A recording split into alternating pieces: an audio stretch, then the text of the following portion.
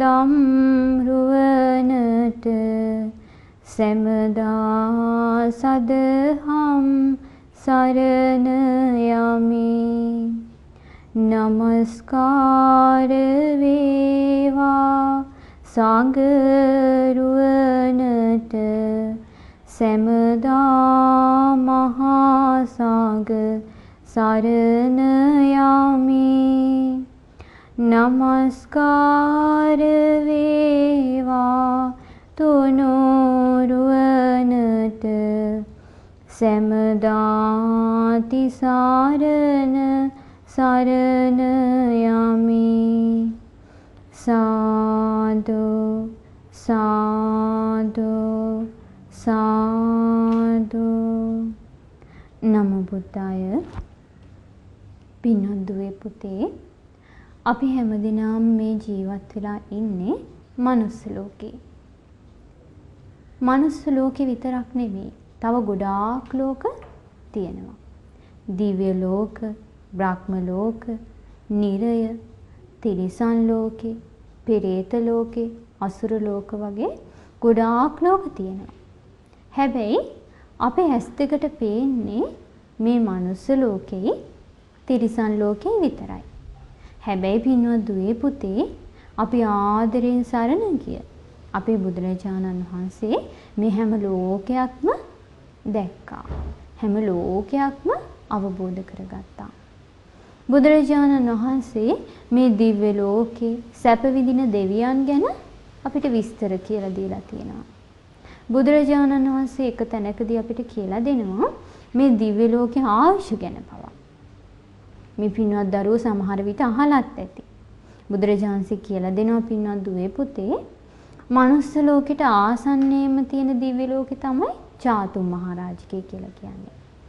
අන්නේ දිව්‍ය ලෝකෙට ආයුෂ තියෙනවා කියනවා අපේ මනුස්ස ලෝකේ අවුරුදු 50ක් එක දවසයි කියනවා. ඒ විදිහ දවස් 30ක් මාසයයි කියනවා. ඒ විදිහ මාස 12ක් අවුරුද්දයි කියනවා. ඒ විදිහ අවුරුදු 500ක් එහි පරම ආයුෂ තියෙනවා කියනවා. ඊළඟට බුදුරජාණන්සේ පෙන්නලා දෙනවා ඊළඟ දිව්‍ය ලෝකේ තමයි තව්තිසාව කියලා කියන්නේ. ඒ තව්තිසා දිව්‍ය ලෝකේ මනුස්ස ලෝකේ අවුරුදු 100ක් එක දවසයි. ඒ විදිහ අවුරුදු 1000ක් පරම ආයුෂ තියෙනවා. ඊළඟ තුන්වෙනි දිව්‍ය ලෝකේ තමයි යාමේ කියලා කියන්නේ. මනුස්ස ලෝකේ අවුරුදු 200ක් යාම දිව්‍ය ලෝකේ එක දවසයි. ඒ විදිහ අවුරුදු 2000ක් පරම ආයුෂ තියෙනවා. හතරවෙනි දිව්‍ය ලෝකේ තුසිත දිව්‍ය ලෝකේ. මනුස්ස ලෝකේ අවුරුදු 400ක් තුසිත දිව්‍ය ලෝකේ එක දවසයි. ඒ විදිහේ අවුරුදු 4000ක් පරම ආයුෂ තියෙනවා. ඊළඟට පින්වත් දුවේ පුතේ බුදුරජාණන් වහන්සේ පෙන්වා දෙනවා දිව්‍ය ලෝක අතර තියෙන පස්වෙනි දිව්‍ය ලෝකේ තමයි නිම්මාන රතිය කියලා කියන්නේ. නිම්මාන රතිය කියලා කියන්නේ ඒ දිව්‍ය ලෝකේ ගියාම තමන් කැමති සැප නිර්මාණය කරගන්න පුළුවන්. අන්නේ දිව්‍ය ලෝකේ ආයුෂ මෙන්න මෙච්චරක් තියෙනවා කියනවා. කොහොමද? මනුස්ස ලෝකේ අවුරුදු 800ක් එක දවසයි කියනවා. ඒ විදිහ අවුරුදු 8000ක් පරම ආයුෂ තියෙනවා කියනවා. අන්තිම දිව්‍ය ලෝකේ 6 වෙනි දිව්‍ය ලෝකේ තමයි පරිනිම්මිත වසවත්තේ කියලා කියන්නේ. මනුස්ස ලෝකේ අවුරුදු 1600ක් ඒ දිව්‍ය ලෝකේ එක දවසයි කියනවා. ඒ විදිහ අවුරුදු 16000ක් පරම ආයුෂ තියෙනවා කියනවා. එතකොට මෙන්න මේ විදිහට දිව්‍ය ලෝකේ ආයුෂ ගැන, දිව්‍ය ලෝකේ දෙවියන් විඳින සැප ගැන විමානවත්තු වලදී බුදුරජාණන් වහන්සේ අපිට පෙන්වලා දීලා තියෙනවා. එතකොට දිව්‍ය ලෝකේ ඉපදෙන්නේ පින් කරපු අය. මනුස්ස ලෝකේ ඉන්නකොට සිතින්, කයින්, වචනෙන් යහපත් දේවල් කරලා හොඳට පින් දහම් රැස් කරගත්ත අය තමයි මරණයටපත් වෙලා ගිහිලා දිව්‍ය ලෝකේ දෙවියන් අතර ඉපදින සැප විඳින්නේ. ඒ වගේම තමයි පින්වත් දරුවනේ හැමෝම දිව්‍ය ලෝක යන්නේ නැහැ. ඒකට හේතුව මනුස්ස ලෝකේ ඉන්න හැමෝම පින් කරන්නේ නැහැ. ගොඩාක් අය කරන්නේ මොනවද? ගොඩාක් අය කරන්නේ පව්. පව් කරන අය ගිහින් ඉපදෙන්නේ අපායේ. ඒ කියන්නේ සතර අපායේ තමයි උපදින්නේ. නිරය, තිරිසන් ලෝකේ, පෙරේත ලෝකේ, අසුර ලෝකේ කියන ඔන්න ඔය අපායවල තමයි ගිහින් ඉපදෙන්න තියෙන්නේ. ඉතින් බුදුරජාණන් වහන්සේ මේ සතර අපාය විස්තරත් අපිට කියලා දෙනවා. බුදුරජාණන් වහන්සේ പ്രേතවත්වලදී විශේෂයෙන් අපිට පෙන්වලා දෙනවා මනුස්ස ලෝකේ වරද්දගෙන පෙරේත ලෝකෙ ගිහිල්ලා දුක් විඳින පෙරේත සත්වයෝ ගැන. ඉතින් අද මේ පින්වත් දුවල පුතාලට අහන්න ලැබෙන්නේ പ്രേතවත්වක්. මනුස්ස ලෝකේ ඉදිද්දී සිතින් කයින් වචනෙන් පව් කරලා පෙරේත ලෝකෙ ගිහිල්ලා දුක් විඳින අය ගැනත්. ඒ වගේ මේ කතාවේ තියෙනවා පින් කරලා සැප විඳින අය ගැන. පින්වත් දුවේ පුතේ එක පවුලක් හිටියා. ඒ පවුලේ හිටියා අම්මයි තාත්තයි පුතාලා දෙන්නෙකුයි එක දුවකුයි. දැන් මේ 5 දෙනාම හොඳට සැප සම්පත් මැද සතුටින් ජීවත් වුණා. මෙයාලට හොඳට සල්ලි තිබුණා. එයාලට හොඳට සැප සම්පත් තිබුණා. හැබැයි මෙයාලා පින් කරන්න දන්නේ නැහැ. ඉතින් දවසක් මේ ගෙදර හිටපු ඒ ලොකු පුතාට එයාගේ යාළුවෙක් එක්ක බණ අහන්න යන්න අවස්ථාවක් ලැබුණා. බුදුරජාණන් වහන්සේගේ ධර්මය අහන්න අවස්ථාවක් ලැබුණා. ඉතින් ඒ ධර්මය ඇහුවට පස්සේ ඒ පුතාගේ හිත පැහැදුනා. එදා ඉඳලා එයා ධර්මය අහන්න, දන් පැන් පූජා කරන්න, සිල් රකින්න පටන් ගත්තා. ඒ කියන්නේ එයාගේ ජීවිතේට පින් කරගන්න පටන් ගත්තා. අයියා පින් කරනවා දැකපු ඒ ගෙදර හිටිය අනිත් නංගි මල්ලිත් අයියා වගේම පින් කරන්න පටන් ගත්තා. ඒ දින ධර්මය අහලා පැහැදිලා හොඳට දන් පැන් පූජා කරා. සතෙක් මැරුවේ නැහැ. කාගේවත් දෙයක් හොරකම් කරේ නැහැ. පිරිසිදු විදිහට යාළගේ ජීවිතේ ගත කරා. ඒ වගේම බොරුවක් කිව්වේ නැහැ. මත්පැන් මත්ද්‍රව්‍ය පාවිච්චි කරේ නැහැ. හොඳට සිල්වත් වුණා. ඉතින් මෙයාලා මේ විදිහට පින් කරද්දී අම්මයි තාත්තයි නම් ඒකට එච්චර කැමති වුණේ නැහැ. දැන් දරුවෝ පින් කරනවා. අම්මයි තාත්තයි ඔහේ කකා බිබී සතුටින් ජීවත් වෙනවා. ඒ විතරක් නෙමෙයි. දරුවෝ පින් කරද්දී දරුවන්ට බනිනවා. දරුවන්ට නිନ୍ଦා අපහාස කරනවා. මේ කරන වැඩේ මොකක්ද කියලා දරුවන්ටත් බනිනවා. ඒ වගේම ස්වාමින් වහන්සේලාටත් නිନ୍ଦා අපහාස කරගන්නවා. ගොඩාක් පව් රැස් කරගත්තා. ඉතින් පින්වත් දුවේ පුතේ ඔහොම කාලයක් යනකොට දවසක් වැස්සක් වැස්සා. ඒ වැහපු වැස්ස ගොඩාක් හයියෙන් වැස්සා. ඒ වැස්ස කොච්චර හයියෙන් වැස්සද කියන්නේ ඒ පවුලේ ජීවත් වෙච්ච ගේ කඩාගෙන වැටුණා. ඒ ගෙට යට වෙලා 5 දිනාම මරණයටපත් වුණා. බුදුරජාණන් වහන්සේ දේශනා කරනවා පව් කරපු කෙනා හරියට හිසේ තියාගෙන ආපු බරක් බිම තියනවා වගේ මැරිලා ගිහිල්ලා ඉපදෙන්නේ දුගතිය කියනවා. ඉතින් මේ අම්මයි තාත්තත් පින් කරගත්ත අය නෙමෙයිනේ පව් කරපු අය. ඉතින් මේ දෙන්න හිසෙන් ගෙන ආපු බරක් බිම තියනවා වගේ ගිහිල්ලා ගොඩාක් දුක් තියෙන පෙරේත ලෝකේ ඉපදුනා.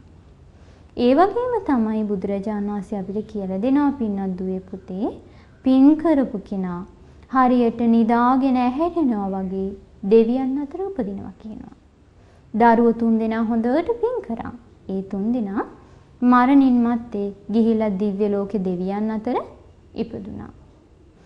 ඉතින් දවසක් බුදුරජාණන් වහන්සේ ළඟ පැවිදි වෙලා හිටපු එක සාමණේර ස්වාමින් වහන්සේ නමක් රෑ කාලේ එළියට වැඩියා. එළියට වැඩලා අහස දිහා බලාගෙන ඉඳිද්දී මේ ස්වාමින් වහන්සේට දැක ගන්නට ලැබුණා අහසින් යන පෙරහැරක්. ඒ පෙරහැරේ ඉස්සල්ලාම ගියා සුදුම සුදු පාට ලස්සනට ආභරණ වලින් සරසපු ඇතෙක් පිට නැගිච්ච රත්තරන් පාට රූපයක් තියෙන දිව්‍ය කුමාරයෙක්ව.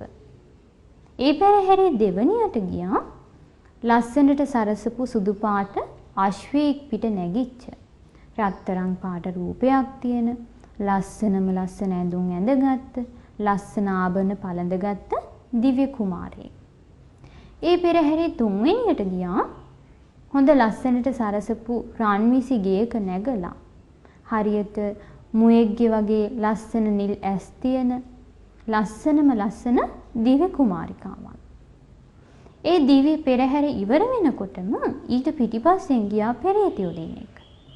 ඒ ප්‍රේතයාගේ ඇඟේ ඇඳුම් තිබුණේ නැහැ. එයාලා දෙන්නගේ අතේ දඬු මුගුරු තිබ්බා. ඒ දෙන්න එක්කෙනාට ගහ ගන්නවා. ගහ ගන්නකොට ඇඟවල් තුවාල වෙනවා. තුවාල වෙනකොට ඒ තුවාල වලින් ලේ ගලනවා. ඒ ලේ තමයි මේ දෙන බොන්නේ. ඊට පස්සේ ඒ තුවාල පැසවල සැරව ගලනවා. ඒ සැරවත් මෙයාලා බොනවා. එක්කිනා බැන ගහගෙන තමයි ඒ දෙන ගියේ. ඉතින් අර ස්වාමින් වහන්සේ ඒ පිටිපස්සෙන්ම ගිය ප්‍රේතයෝ දෙන්නට කතා කරා. කතා කරලා අහනවා ඔබලා කවුද? ඔබලා මොන වගේ දෙයක් කරගෙනද මේ විදිහට දුක් විඳින්නේ කියලා අහනවා. එතකොට මේ ප්‍රේතයෝ දෙන්න කියනවා අනේ ස්වාමීනි ඔබ වහන්සේට මතක නැද්ද? අපි ඔබ වහන්සේගේ මාමයි නැන්දයි කියනවා. මනුස්ස ලෝකෙද්දි කවුද මේ? මාමයි නැන්දයි. ස්වාමීනි ඔබ වහන්සේ දැක්කද මේ ඉස්සරහින් ගියපු දිව්‍ය පෙරහැර? ස්වාමීනි ඒ පෙරහැරේ ඉස්සලාම ගියේ මනුස්ස ලෝකේ අපේ ලොකු පුතා. එයා හොඳට පින් කරගෙන පිනෙන් තමයි දැන් ඔය සැප විඳින්නේ කියනවා. ස්වාමීනි ඒ පෙරහැරේ දෙවණියට ගියේ අපේ දෙවණි පුතා. අයියා වගේ මෙයාත් හොඳට පින් කරගත්තා. ස්වාමීනි දැන් එයා ඔය දිව්‍ය ලෝකෙ ඉපදිලා සැප සම්පත් විඳිනවා කියනවා. මේ ප්‍රේතයෝ දෙන කියනවා ස්වාමීනි ඔබ වහන්සේ දැක්කද අන්තිමටම ගියපු දෙව්දුව? ඒ දෙව්දුව මනුස්ස ලෝකයේදී අපේ පුංචිම දුව. අයියලා දෙන්න වගේම එයා හොඳට පින් කරගත්තා. එයාට ලැබිච්ච ධනෙන් භාගයක්ම එයා දන්පෙන් පූජා කරගන්න යෙදුවා. දානි දුන්නා. සිල් රැක්කා. ස්වාමීනි එයා කරගත්ත පිනෙන් දැන් එයා සැප විඳිනවා කියනවා. ඉතින් මේ ප්‍රේතයෝ කියනවා අනේ ස්වාමීනි අපේ දරුවෝ පින් කරනකොට අපි පින් කරගත්තේ නැහැ. අපි යාලට නිନ୍ଦා ආපාස කරා. අපි ගොඩාක් පව් කරගත්තා. දරුවෝ සැප විඳිනකොට හරියට අවුවේ කපලා දාපු බටගස් වගේ අපි මේ වේලි මේ පෙරේත ලෝකෙට ඇවිල්ලා දුක් විඳිනවා කියනවා. එතකොට මේ ස්වාමීන් වහන්සේ අහනවා එතකොට ඔබලා කන්නේ මොනවාද? ඔබලා නිදියන්නේ කොහෙද? ඔබලා මේ මනුස්ස ලෝකයේදී සැපේට මත් වෙලා හිටියා. දැන් කොහොමද ජීවත් වෙන්නේ කියලා අහනවා. එතකොට මේ ප්‍රේතයෝ දෙන උත්තර දෙනවා අනේ ස්වාමීනි අපිට කන්න දෙයක් නැහැ. අපි දෙන්න කරන්නේ එක්කිනාට එක්කිනා ගහ ගන්නවා. එතකොට ඇඟවල් තුවාල වෙලා ලේසරව ගලනවා. අන්නේ ලේසරව තමයි අපි බොන්නේ. හැබැයි ඒවා බිව්වට අපේ බඩ පිරෙන්නේ නැහැ. අපි ඒවා බොන්නේ කැමැත්තකින් නෙමෙයි. අපි ගොඩාක් දුක් විඳිනවා කියනවා. එතකොට බලන්න පින්වත් දරුවනේ මනුස්ස ලෝකේ ඉන්නකොට මෙයාලා හැමෝම හිටියේ එකම පවුලේ. දරුවෝ හොඳට පින් කරගත්තා. අම්මයි තාත්තයි පින් කරගත්තේ නැහැ. දැන් බලන්න දරුවෝ දිව්‍ය ලෝකෙ ඉපදිලා සැප විඳිනවා. එතකොට දරුවන්ට දෙමාපියන්ට අර පින දෙන්න බෑ.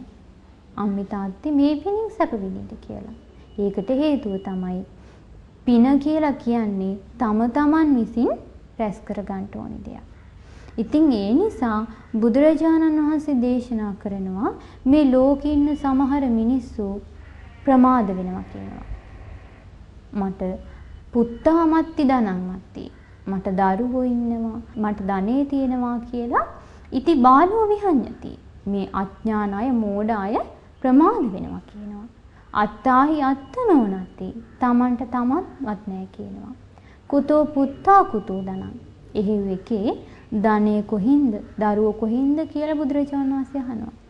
දැන් බලන්න පින්වත් දරුවනේ ඒ අම්මයි තාත්තයි හිතන්නේ නැති සමහර විට මනුස්ස ලෝකේ ඉන්නකොට අපිට හොඳ දරුවෝ ඉන්නවා. අපිට ගොඩාක් දේපල වස්තුව තියෙනවා. අපිට හොඳ සමාජ තත්වයක් තියෙනවා. කියලා එයා පින් කරගත්තේ නැහැ. ඔහේ ජීවත් වුණා. නමුත් බලන්න දැන් පෙරේත ලෝකෙ ඉපදිලා දුක් විඳිනකොට එයාලට සැප ලබා දෙන්න කිසි දෙයක් නැහැ. ඉතින් ඒ නිසා පින්වත් දරුවනේ අපි මේ ජීවිතය ගත කරනකොට තමන්ගේ ජීවිතයට පින් රැස් කරගන්න මහන්සි ගන්න ඕනේ. දැන් සමහර විට අපි මේ ජීවිතය ගත කරනකොට අපේ අම්මයි තාත්තයි හොඳට පින් කරනවා වෙන්න පුළුවන්. එතකොට අපි හිතුවොත් අම්මලා පින් කරනවනේ. මම පින් කරන්න ඕනේ නැහැ කියලා හිතුවොත් අම්මලාගේ පිනින් අපිට යැපෙන්න පුළුවන්ද? බැහැ. අම්මලා කරන පිනින් අම්මලා තමයි සැප විඳින්නේ. අපි පින් කරොත් අපි තමයි ඒකේ සැප විඳින්නේ. බුදුරජාණන් වහන්සේ දේශනා කරනවා මේ ලෝකෙ පුත්තු 3 දෙනෙක් ඉන්නවා කියනවා. ඒ තමයි පළවෙනි කෙන අතිජාත පුත්‍රයා. ඒ කියන්නේ දෙමව්පිය හොඳට පින් දහම් කරනවා, සිල් රකින්නවා, ගුණධර්ම වඩා ගන්නවා. දරුවෝ ඊටත් වැඩි ගුණධර්ම දියුණු කර ගන්නවා කියනවා. ඒ පුතාලට කියනවා අනුජාත පුත්තු කියලා. ඒ වගේම සමහර දෙමව්පියෝ ඉන්නවා. ඒ දෙමව්පියෝ පින් කරන්නේ නැහැ. සිල් රකින්නේ නැහැ. බණ භාවනා කරන්නේ නැහැ. හැබැයි දරුවෝ හොඳට පින් දහම් කරනවා. හොඳට සිල් රකින්නවා. ඒ දරුවෝ අතිජාත දරුවෝ කියනවා. ඒ වගේම තමයි බුදුරජාණන් දේශනා කරනවා සමහර පවුල් තියෙනවා. ඒ පවුල් වල දෙමව්පියෝ පින් කරනවා. සිල් රකින්නවා, බණ භාවනා කරනවා. හැබැයි දරුවෝ එහෙම පිනක් කරන්නේ නැහැ කියනවා. සිල් රකින්නේ නැහැ කියනවා. දුස්සීල වෙලා ජීවිතය ගත කරනවා. ඒ දරුවන්ට කියනවා අවජාත දරුවෝ කියලා. ඉතින් ඒ නිසා පින්වත් දුවේ පුතේ මේ ලෝකේ වැඩිපුරම ඉන්නේ අපි දන්න විදිහට පින් කරන අය නෙමෙයි. පව් කරන අය තමයි මේ ලෝකේ ගොඩාක් ඉන්නේ. ඒ පව් කරන ලෝකේ පින් අඩුවෙන් කරන ලෝකේ අපි අපේ ජීවිතයට ගොඩාක් පින් කරගන්න මහන්සි ගන්න ඕනේ. බුදුරජාණන් වහන්සේ දේශනා කරන පින්වත් දුවේ පුතේ පින් කරපු කෙනා මේ ජීවිතේදී සතුටු වෙනවා කියනවා. පින් කරපු කෙනා පරලොවදීත් ඒ කියන්නේ මරණයටපත් වෙලා සතුටු වෙනවා කියනවා. පින් කරපු කෙනා මරණින් මත්තේ සුගතියේ ඉපදිලා අනේ මං අතින් මෙහෙම පින් කරා. මම මෙහෙම පින් කරපු කෙනෙක් කියලා එයා සතුටටපත් වෙනවා කියනවා. දෙලොවදීම සතුටු වෙනවා කියනවා. ඒ වගේම බුදුරජාණන් වහන්සේ දේශනා කරනවා හැබැයි පව් කරපු කෙනා මේ ජීවිතේත් පසුතැවෙනවා කියනවා. මරණින් මත්තේ පරලොවදීත් පසුතැවෙනවා කියනවා. දෙලොවදීම පසුතැවෙනවා කියනවා. අනේ මං අතින් මේ විදිහ පව්කම් සිද්ධ වුණා කියලා පසුතැවෙනවා කියනවා. එතකොට බලන්න පින්වත් දරුවනේ මේ මනුස්ස ජීවිතය ගත කරනකොට මේ මනුස්ස ජීවිතේ වරද්දාගෙන ගිහිල්ලා අපායේ ඉපදුනාට පස්සේ පසුතැවෙන එක විතරයි කරන්න තියෙන්නේ. දැන් මේ දෙමව්පියෝ ඒ කියන්නේ අර පෙරේත ලෝකෙ ඉපදිලා ඉන්න පෙරේතයෝ අර ස්වාමීන් වහන්සේට කියනවා අනේ ස්වාමීනි මේ ජීවිතය කියලා කියන්නේ හරියම తాවකාලික එකක්. ස්වාමීනි මේ සැප සම්පත් කියලා කියන්නේ හැමදාම තියෙන දේවල් නෙමෙයි කියනවා. දැන් බලන්න මනුස්ස ලෝකෙදී දෙයක තේරුනේ නැහැ. නමුත් අර පෙරේත ලෝකෙ වැටිලා දුක් විඳිනකොට තේරෙනවා. නමුත් එයාලා ප්‍රමාද වැඩි. පෙරේත ලෝකෙ වැටිලා පසුතැවෙනවා. නමුත් කරන්න දෙයක් නැහැ. දවසක් මේක ස්වාමීන් වහන්සේ නමක් එක ප්‍රේතියක් දැක්කා. ඒ ප්‍රේතිය කියනවා ස්වාමීනි මම වතුර බොන්න කියලා ගඟක් ළඟට යනවා. නිල් පාටට වතුර තියෙන ගඟ මම ළඟට යනකොටම වැලි තලාවක් වෙනවා. ස්වාමීනි මම හෙවන හොයාගෙන ගහක් යටට යනවා. එතකොට ඒ ගහ යටට ඉරාව් වෙනවා කියනවා. මේ ප්‍රේතිය කියනවා අනේ ස්වාමීනි මේ හුළඟ හමාගෙන යන්නේ මාව පුච්චගෙන කියනවා. මම යොදුන් ගණන් ඇවිදගෙන යනවා කෑමක් හොයාගෙන. දැන් ප්‍රේත ලෝකේ තියෙන කෑම සේම් සොටු වගේ ඊටාමත් අපවිත්‍ර දේවල්. ඒ විදිහ දෙයක්වත් එයාලට කෑමට නැහැ. ඉතින් මෙයා කියනවා මම යොදුන් ගණන් ඇවිදගෙන යනවා කෑමක් හොයාගෙන. හැබැයි මට කෑමක් හම්බෙන්නේ නැහැ කියනවා. කලන්තේ හැදිලා මං ගිය තැන උඩුකුරුව යටිකුරුව ඇදගෙන වැටෙනවා කියනවා. ඉතින් මේ ප්‍රේතිය කියනවානේ මම මනුස්ස ලෝකෙද්දිදී මට පින් කරගන්න සල්ලි තිබුණා. මට දන් පැන් පූජා කරගන්න සල්ලි තිබුණා. දන් පැන් පිළිගන්න සුදුසු උත්තමයන් වහන්සේලා වැඩ හිටියා. හැබැයි මම පින් කරගත්තේ නැහැ. අනේ ආයෙත් මම මනුස්ස ලෝකෙට ආවොත් එහෙම හොඳට පින් කරනවා. හොඳට සිල් රකින්නවා. කවුරු හරි මොනා හරි ඉල්ලගෙන ආවොත් එහෙම කිසි දෙයක් නොදී අරින්නේ නැහැ කිය මේ ප්‍රේතිය ලත වෙනවා. පසුතැවෙනවා. හැබැයි වැඩක් තියනවද? නැහැ. එතකොට මනුස්ස ලෝකේ වරද්දගෙන දුගතිය ඉපදිලා දුක් වුණාට වැඩක් වෙන්නේ නැහැ. ඉතින් ඒ නිසා පින්වත් දරුවනේ අපි ඇති කරගන්න ඕන පසු නොතැවෙන ජීවිතයක්. අපිට මේ වෙනකොට මනුස්ස ජීවිතයක් ලැබිලා තියෙනවා. ඒ මනුස්ස ජීවිතයේදී අපිට බුදුරජාණන් වහන්සේගේ ධර්මයක් අහන්න ලැබෙනවා. මේ අවස්ථාවේ අපි අපේ ජීවිතේට හොඳට පින් කරගන්න මහන්සි ගන්න ඕනේ. මේ පින් කරන එක ධර්මයේ හැසිරෙන එක කවුරුත් කරලා දෙන්නේ නැහැ. අම්මා තාත්තට කරලා දෙන්න බෑ. වෙන ඥාතියෙක් කරලා දෙන්නේ නැහැ. තමන් තමයි මේ දේ කරගන්න දක්ෂ වෙන්න ඕනේ. ඒ නිසා බුදුරජාණන් වහන්සේ මෙන්න මේ විදිහට දේශනා කරනවා.